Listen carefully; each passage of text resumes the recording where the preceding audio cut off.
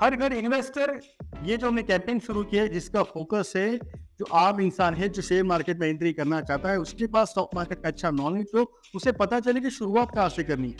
और इसलिए हम लोग लेके आ रहे हैं ऐसी वीडियो जहाँ पे हम लोग शुरू करें स्टॉक मार्केट क्या है और बेसिक से लेके एडवांस तक का नॉलेज हम इस यूट्यूब चैनल पे आपको प्रोवाइड करने वाले हैं। यूट्यूब चैनल बस आपके लिए है, इसको लाइक और सब्सक्राइब जरूर करिए। फोकस है आपके नॉलेज और आपके अवेयरनेस के लिए। और ये जो सीरीज है इसका आज एक तीसरा वीडियो जिसका हम लोग फोकस करेंगे एक्चुअल में स्टॉक मार्केट पार्टिसिपेंट्स कौन कौन है, यानी ये जो शेयर मार्केट है इसमें कौन कौन इन्वॉल्व होता है। तो कंपनी से शेयर हम लोग लेते तो उसके बीच में कौन होता है, ये प्रोसेस कैसे होता है, क्या इंपोर्टेंट चीजें हमको पता होनी चाहिए जिससे हमको इन्वेस्टमेंट डिसाइड करना आसान है। और एक चीज कि निफ्टी बैंक निफ्टी आजकल हम लोग सोने ट्रेडिंग के लिए होता क्या है, ये भी आज हम लोग देखने वाले। तो वीडियो को आखिर तक जरूर देखिए।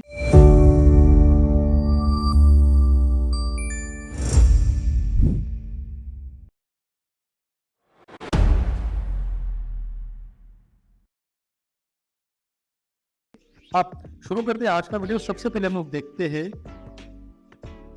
कि काम कैसे करते हैं, इसमें पार्टिसिपेंट्स कौन कौन है। पार्टिसिपेंट्स मतलब कौन हो गए। ओवरऑल अगर देखें तो जो कंपनी है, ये कंपनी मार्केट में आती है तो किसको स्टॉक होल्डर से शेयर होल्डर से पैसे जमा कर। अब जब कंपनी आती है तो कंपनी आपके पास कैसे आएगी, तो कंपनी जिसको शेयर्स देना है और इनको किसको देना है, आम इंसान को या फिर इन्वेस्टर को। ये दोनों के बीच में कुछ और चीजें, कुछ और फंक्शनरीज काम करती है। वो कौन होते हैं, सबसे पहले आता है एक्सचेंज, फिर आते हैं डिपॉजिटरीज, फिर स्टॉक ब्रोकर।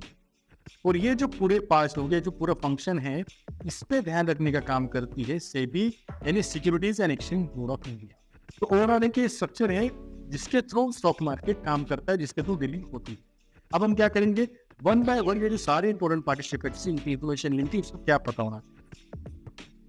सबसे पहले कौन आती है, तो सबसे पहले आती है कंपनी। अब जिस कंपनी में हमको इन्वेस्ट करना चाहिए उसके बारे में क्या चीजें पता होनी चाहिए। देखा जाए तो कंपनी के बारे में वैसे बहुत सारी चीजें पता होना चाहिए इन्वेस्टमेंट के लिए, तो हम लोग आने वाले जो वीडियोस है उसमें देखेंगे। लेकिन सबसे बेसिक और सबसे फर्स्ट जो चीज है वो है मार्केट कैपिटलाइजेशन। अब ये मार्केट कैपिटलाइजेशन होता क्या है। मार्केट कैपिटलाइजेशन यानी जो कंपनी है उसका शेयर प्राइस, जो करंट मार्केट चल रहा है उसका प्राइस, और उस कंपनी के कितने शेयर्स अवेलेबल है, टोटल शेयर्स, ये दोनों को जब मल्टीप्लाई करते हैं तो पता चलता है कंपनी का कैपिटलाइजेशन। अब आप कहोगे ये कैपिटलाइजेशन का यूज क्या है। देखो, कैपिटलाइजेशन से हम लोग कंपनीज को 3 हिस्सों में डिवाइड करते हैं। वो कैसे डिवाइड होता है, लार्ज कैप, मिड कैप और स्मॉल कैप। इसमें डिफरेंस क्या है, लार्ज कैप यानी लार्ज कैपिटल यानी जो कंपनीज इनका कैपिटल काफी ज्यादा है, फिर मिड कैप इसके बीच में, और स्मॉल कैप छोटी कंपनी जिनका मार्केट कैपिटलाइजेशन कम है। आप इनको डिसाइड कैसे करेंगे, तो इसके लिए अलग अलग टाइम पे अलग अलग फॉर्मूला होते हैं। नहीं, कुछ पहले कहते थे 10,000 करोड़ से ऊपर रहेगा तो लार्ज कैप रहेगी, फिर 20,000 करोड़, लेकिन दिन ब दिन ये वैल्यूज बढ़ते जा रही है। तो सबसे सिंपल तरीका पूछा है, तो जो स्टॉक मार्केट में 5,000 कंपनी है उसमें टॉप 100 कंपनीज, पहले जो बड़ी 100 कंपनीज है वो हो गई हमारी लार्ज कैप। एकदम सिंपल तरीका जानने के लिए लार्ज कैप होती क्या है। 101 to 250 कंपनीज अगर हम लोग देखें तो वो आएगी मिड कैप में, तो 251 के आगे जो भी कंपनीज है 100 से करो स्मॉल। इस तरह से आपको थोड़ा इजी रहेगा जज करने में लार्ज कैप में स्मॉल कैप। आप ये पता क्यों होना चाहिए, देखिए जब भी हम लोग कुछ, एक एग्जाम्पल लेते हैं, अगर हम कुछ बाय करने जाते, कपड़े बाय करने जाते हैं, क्लोथ्स बाय करने जाते, हम लोग क्या देखते हैं, हम लोग देखते कोई बड़ा शोरूम।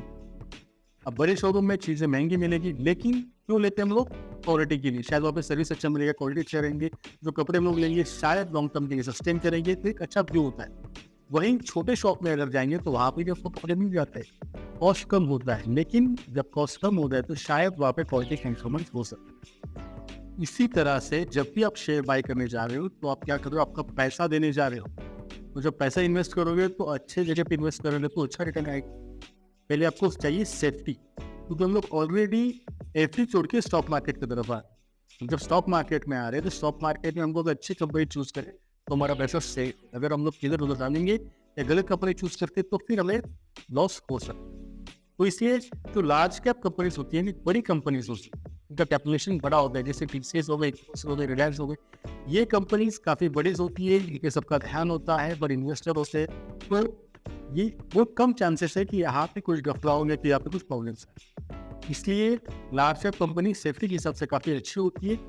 उसके बाद आती है मिड कैप, थोड़े से कम मार्केट कैपिटलाइजेशन वाली, वो सबसे महत्वपूर्ण स्मॉल कैप। स्मॉल कैप क्या होता है, कुछ स्मॉल कंपनीज काफ़ी छोटी होती है और जो डायरेक्टर्स है उनके ऊपर डिपेंडेंट है। यहाँ पे कभी कभी चांसेस होता है कि वहाँ पे कुछ वैल्यूएशन हो सकता है। इसलिए अगर आप नए इन्वेस्टर हो, आप मार्केट में शुरू किए हो, आप आ रहे हो, तो आपको स्मॉल कैप कंपनी की अवॉइड करनी चाहिए और आपको फोकस रखना चाहिए लार्ज कैप और मिड कैप, ताकि आपकी इन्वेस्टमेंट सेफ रहे। लेकिन होता इसके उल्टा है, जिनको मार्केट कुछ नॉलेज नहीं है, इंफॉर्मेशन नहीं है, वो लोग आते ही स्मॉल कैप में एंट्री कर लेते हैं। क्योंकि कभी कभी ऐसा होता है कि स्मॉल कैप में शेयर प्राइस काफी कम होती है, 5 रुपए, 10 रुपए, 2 रुपए, तो लोग लगता है 5 का 10 हो गया तो मेरा पैसा डबल हो जाएगा, और फिर इस चक्कर में स्मॉल कैप में इन्वेस्ट कर देते हैं। वो फिर दिखता है कि 10 का 20, 20 का 30 बदले जा रहा है। वैसे ही जितना बदले जाता है उसी तरफ से गिरता भी है, और फिर जो नॉर्मल इन्वेस्ट होता है उसका लॉस।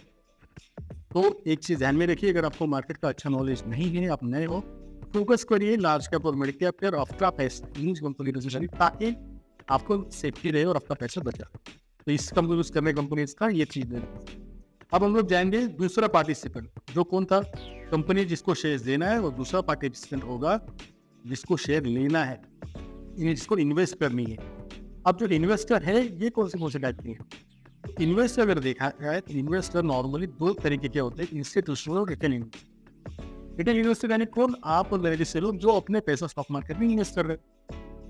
इंस्टीट्यूशंस मतलब कौन होता है, तो कुछ कंपनीज, फर्म, ये भी अपना पैसा स्टॉक मार्केट में लगाती है। जैसे म्यूचुअल फंड हो गए, हम लोग म्यूचुअल फंड में इन्वेस्ट करते हैं, आगे जाके म्यूचुअल फंड स्टॉक मार्केट में इन्वेस्ट करते हैं। तो जब म्यूचुअल फंड पैसा लगाएगी तो बड़े लेवल पर लगाते हैं, ये आते हैं इंस्टीट्यूशनल, यानी कंपनी ही जो इन्वेस्ट।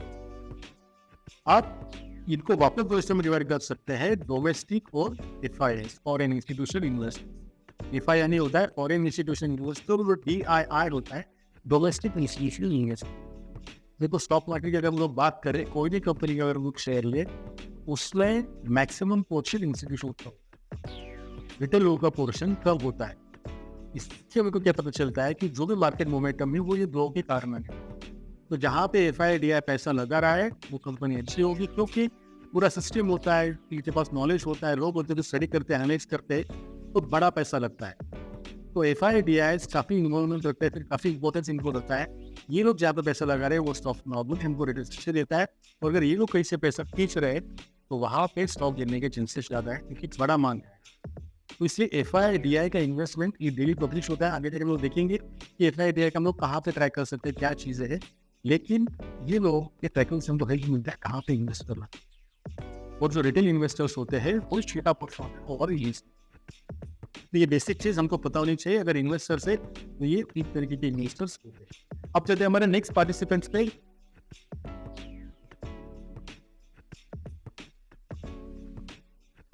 तो वो कौन है, एक्सचेंज, कंपनी, इन्वेस्टर और दोनों के बीच में जो तीन लोग थे उसमें सबसे पहला आता है एक्सचेंज। अब एक्सचेंज क्या होता है, एक्सचेंज एक मार्केट है। अब अगर आपको कुछ क्लोथ्स लेना है, शूज लेना है, जो भी शॉपिंग करना है, हम लोग कहाँ जाते हैं, हम लोग जाते हैं मॉल में, क्योंकि मॉल एक ऐसा मार्केट है जहाँ पे हमको हमारी चीजें मिल जाए।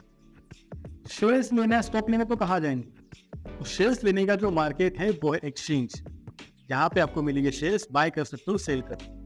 अब इंडिया में ऐसे काफी ज्यादा एक्सचेंजेस है, 40-50 एक्सचेंजेस है, लेकिन जो इम्पोर्टेंट दो है, जो बड़े दो है जिन पे काम करना चाहिए, और वो है एनएसई और बीएसई। एनएसई यानी national stock exchange, BSE Bombay stock exchange. Bombay stock exchange काफी पुराना है, एनएसई रिसेंटली 1992 के आसपास आया था, लेकिन ओवरऑल अगर देखा जाए ये जो एक्सचेंज है यहीं पे ट्रेडिंग होता है।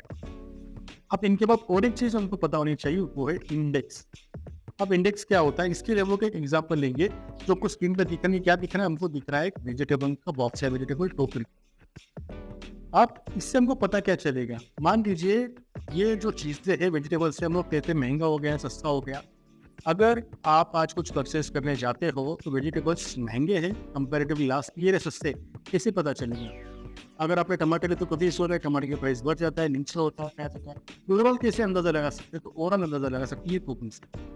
ये टोकरी मान लीजिए मैं मॉल से बाय करता हूँ, जिसका लास्ट ईयर इसमें आइटम्स ऑफ फिक्स है, क्वांटिटी फिक्स है, जिसका लास्ट ईयर प्राइस था 500 रुपीज।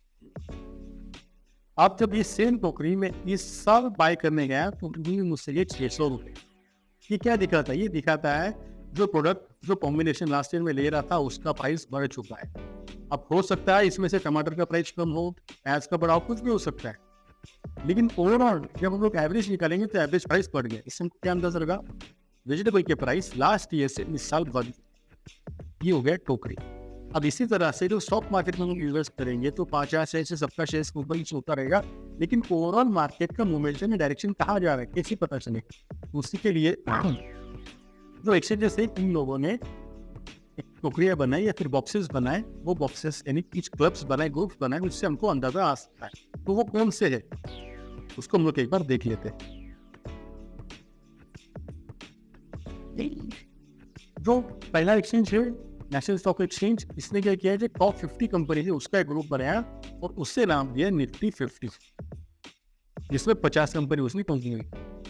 जो बॉम्बे स्टॉक एक्सचेंज है उसने क्या किया, उसने एक ग्रुप बनाया लेकिन उसमें 30 कंपनीज ली, जो टॉप 30, और उसके ग्रुप को उसने नाम दिया सेंसेक्स। तो ये जो दो ग्रुप है ये इंडेक्स है, जिसे हम लोग कहते हैं कि ये एक एवरेज इंडेक्स मूवमेंट देता है, तो अंदाजा आता है कि अपनी लास्ट ईयर कम से आज से क्या चेंजेस। ये जो 50 कंपनीज है, ये 50 कंपनीज का यहाँ पे टोटल कैपिटलाइजेशन ऐड किया जाता है, और इसमें हो सकता है कुछ कंपनीज की प्राइस स्टॉक प्राइस नीचे जा रहा हो, ऊपर जा रहे हो, लेकिन जब टोटल देखेंगे 50 लोगों का, तो उसका क्या हो रहा है उससे हमको अंदाजा आएगा मार्केट ऊपर जाएगा मार्केट नीचे जाएगा। तो जब हम लोग न्यूज़ में देखते हैं निफ्टी बढ़ गया, सेंसेक्स बढ़ गया, तो इसका मतलब ये नहीं कि सारे के सारे 30 या 50 कंपनीज बढ़, टोटल जो एवरेज है जब देखिए कैपिटलाइजेशन तो वो बढ़ गया। उसमें हो सकता है कोई कंपनी नीचे आएगा, कोई कंपनी ऊपर।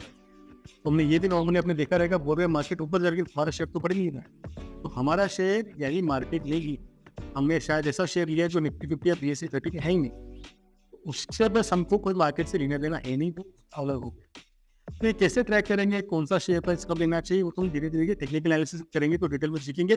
अभी हमको शिक्षा पता होना चाहिए, इंडेक्स होता है निफ्टी 50, सेंसेक्स, और एक फेमस इंडेक्स है वो है बैंक निफ्टी। तो बैंक निफ्टी में क्या है, जहाँ पे जो बैंकिंग पे स्टॉक है उसका एक ग्रुप बना है। अब ये कहाँ पे देखने मिलेंगे, किसमें क्या है, तो एक बार हम लोग बस 2 मिनट में वो देख लेते, जिससे हमको अंदाजा आया कि ये हमको कहाँ देखने मिलेंगे।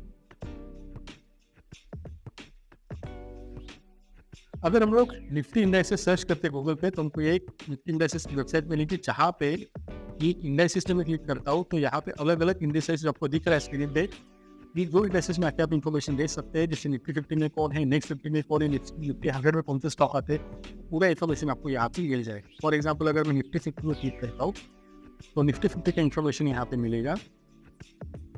यहाँ पे आप जो इंडेक्स कॉन्स्टिट्यूएंट्स आपको दिख रहा है, ये वाला पोर्शन, ये अगर आप इस डाउनलोड करोगे तो आपको पूरा लिस्ट यहाँ पे मिल जाएगा। उसके बाद आपको और एक जो चीज़ यहाँ पे मिलेगी वो है सेक्टोरल डिस्ट्रीब्यूशन, यानी जो निफ्टी 50 है हर स्टॉक में 50 स्टॉक अलग अलग सेक्टर से, तो कौन से सेक्टर पे कितना वेटेज है, यहाँ पे आपको सेक्टर वाइज चीजें दिख रही है। ओवरऑल स्क्रीन पे जो दिख रहा है फाइनेंशियल सर्विसेज का काफी ज्यादा वेटेज है, इस पे आप डबल क्लिक करोगे तो आपको मिलेगा फाइनेंशियल कौन से सेक्टर से, कौन से बैंक से, जैसे आपको दिख रहा है HDFC, एक्सिस बैंक। तो इस तरह से आप यहाँ एनालिसिस कर सकते हो निफ्टी 50 में क्या है, बैंक निफ्टी में क्या है। उसी तरह से अगर आपको सेंसेक्स का देखना है तो आपको BSE की वेबसाइट पे जाना पड़ेगा। BSE की वेबसाइट हमने देखा कि 30 कंपनीज का बनता है, तो यहाँ पे आपको ये 30 कंपनीज दिख रही है, ये कंपनी से ये 30 में आती है। तो इस तरह से ओवरऑल हमको इन्फॉर्मेशन मिलता है कि कौन सी कंपनीज कहाँ। अब आते हैं हमारे नेक्स्ट पार्टिसिपेंट्स पे, वो है डिपॉजिटरीज।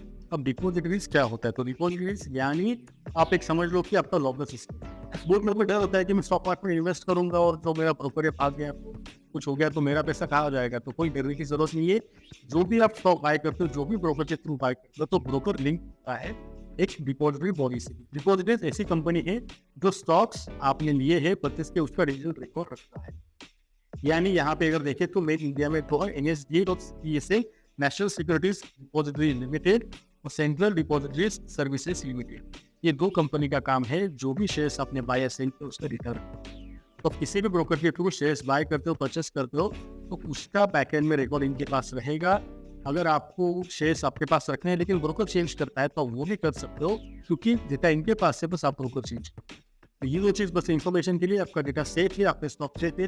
तो इस तरह से हमने आज 5 अलग अलग पार्टिसिपेंट देखे तो मार्केट में इन्वॉल्व है। पहले देखा कंपनी कैपिटलाइजेशन पता होना चाहिए, फिर देखे इन्वेस्टर कौन से होते हैं, फिर मैं देखा एक्सचेंज में इंडेक्स क्या होता है, फिर डिपॉजिटरीज, और जो आखिरी बचा है वो है ब्रोकर। अब ब्रोकर क्या होता है, तो ब्रोकर एक ऐसा इंसान होता है जो आपका बाइंग सेलिंग करके कैपेसिटी प्रोवाइड करता है।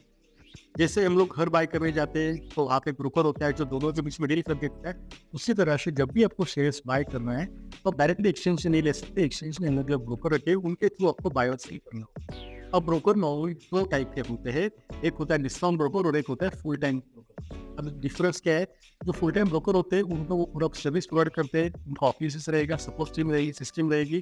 अगर आपको कुछ दिक्कत चाहिए, इन्फॉर्मेशन चाहिए तो उनको ऑफिस जाकर आप नहीं सकते हो, आप अपने सॉल्व कर सकते हो। लेकिन उस केस में क्योंकि आपको वो सर्विसेज प्रोवाइड कर रहे हैं, वो आपको अलग अलग चीज दे सकते हैं, जो भी सर्विस प्रोवाइड कर रहे हैं उसके लिए उनके चार्जेस नॉर्मली ज़्यादा होते हैं।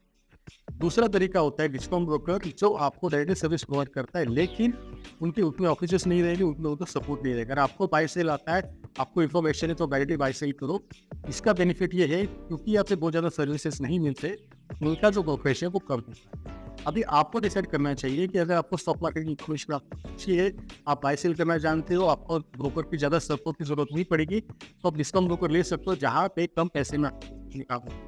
लेकिन अगर आप मार्केट में नए हो और आपको इन्फॉर्मेशन चाहिए, आपको समझ में नहीं आ रहा है, आपको ब्रोकर से मिलने की जरूरत पड़ सकती है, ऑफिस चाहिए, उस केस में आप प्रेफर कर सकते हो ऐसा ब्रोकर जो आपको ये सारी सर्विसेज प्रोवाइड। इस तरह से स्टॉक मार्केट में अगर एंट्री करना है तो ये 5 चीजें आपको पता होनी चाहिए, देखिए तो पूरा प्रोसेस है कंप्लीट होता है। तो इस तरह से हमने ये 5 पार्ट्स देखिए जिसके थ्रू पूरा प्रोसेस स्टॉक मार्केट में होता है। अब आने वाले वीडियोज में हमको देखना है ये प्रोसेस कैसे हम लोग करेंगे, क्या क्या चीजें रहेंगे, इन्वेस्टमेंट कैसे होता है, ट्रेडिंग कैसे होता है। आई होप आपको जो सीरीज सीन हुआ है आपको पसंद आ रहा है तो वीडियो को लाइक जरूर करिए, हमारे चैनल को सब्सक्राइब करिए क्योंकि फोकस है आपके पास अच्छा knowledge. Thank you for watching this video.